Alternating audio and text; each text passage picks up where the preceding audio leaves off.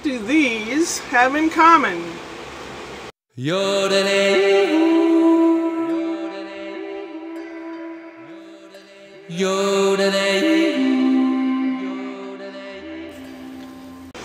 I'll tell you what scissors and readers have in common. Before I became old and half blind, you know, I'm always busy doing something. Cutting things, sewing, doing something. Making collages, you know. So I'd always misplace scissors. So pretty soon I'd be off to the dollar store or something, get a cheap pair of scissors. I must have about 7 pair of these somewhere.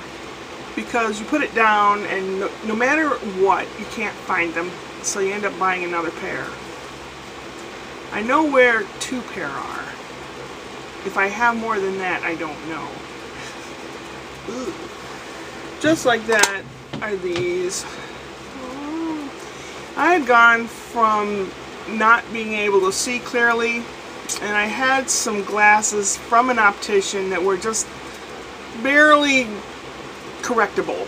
You know, I could see really, really well. Now things are kind of a little bit of a blur. But if I want to read or do anything close-up work, I use these. I started off with a 1.25 or something. I think it's magnified that many times. Now I'm up to a 2.50. That's pretty bad. But there's this really inexpensive store. They have them for $1. And the cheaper ones, yeah, they're cheap. And they fall apart. Like, this pair here is missing. It broke off. They're green. Okay? So I have them in various colors just for fun. I have reddish pink and kind of pink. Brown to look more intellectual. Then I've got these. Well, I don't know, because they fold flat, I guess. Ah! And the ones I use is Esmeralda Grutchner, your cultural anthropologist. They look a little more intelligent. These were all inexpensive ones. But last week I went out and bought myself a pair of more expensive ones. Hello. These are Foster Grants. They don't look much different, do they? I tried finding a pair that were decent. The glass in these, I think, is actually glass instead of plastic. And I'm saving them for special occasions, like if I travel anywhere. These are, you know, because I'm so clumsy. That's why I don't wear jewelry. I do have pierced ears. This one has closed up, though. And I wear a ring. I used to have a matching one for this finger. And then the little spinny round one is in the kitchen on the windowsill. I don't know, it's too heavy. But this is really lightweight. I don't wear necklaces and rings and all that stuff because I'm too clumsy. I'd bump into something and break it, or tear it, or rip my ear out or something like that. Yeah, it can happen. It hasn't happened to me, but I have seen it happen to other people. Today was, I don't know. Something's not quite right with me, and I don't really know whether it's physical, emotional, or a little both. No, I haven't called the dentist yet. I put a call into my brother down in Georgia to ask him questions about his teeth so I can surmise whether the problem I'm having is hereditary, which I'm thinking that it is. Because my grandfather and my father had the same kind of problem I'm having. My mother had different problems. She had a full set of dentures by the time she was 19 or something.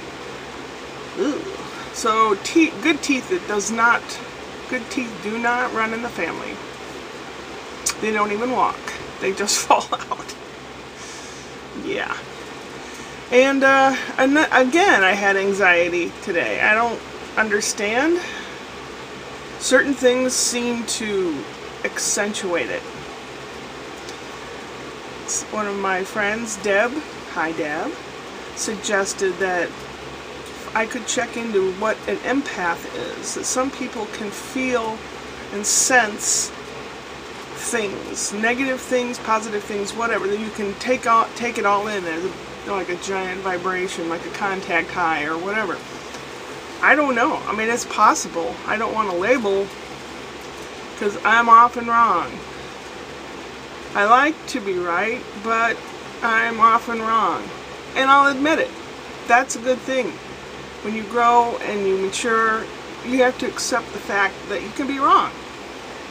And that there are other opinions, and people like other things that are not, you know, when you're egocentric, when you're self-centered, and everything has to be the way you want it to be, or it doesn't, it's not allowed to be. That, you have to let go of that. It's not easy. And there are certain things in life that really should be. You know, people should care about each other, and they should maintain themselves and their property, etc., etc. You know, you should care. But a lot of people don't. And I don't understand that, but that's the way it is.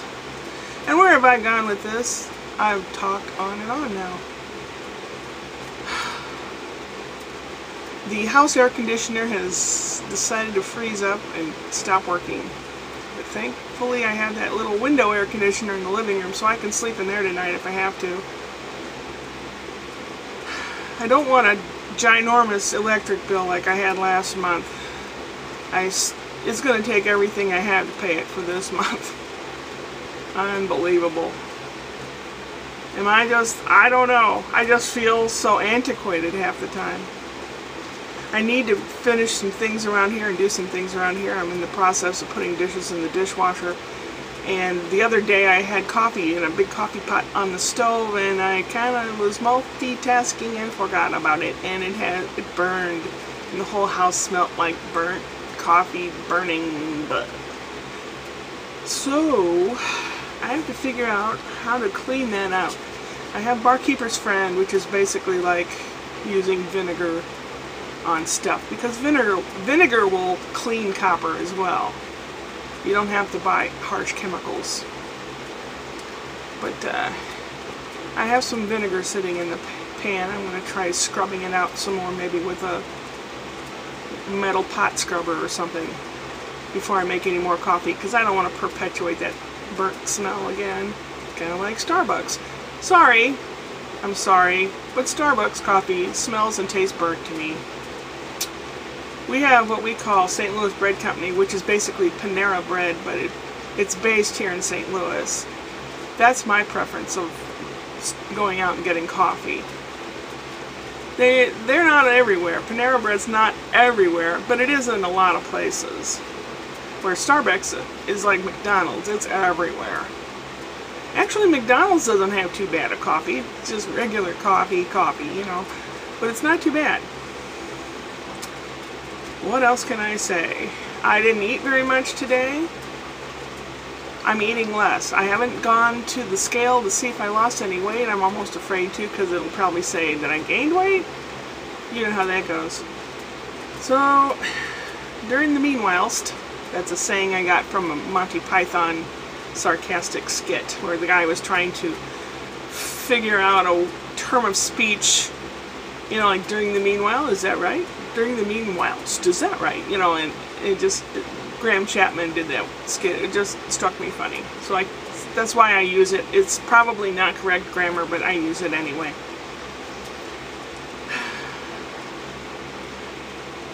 Anyway, tomorrow is Wednesday, Whoop Whoop Wednesday, and I will have a joke for you. See you later. Upward and onward.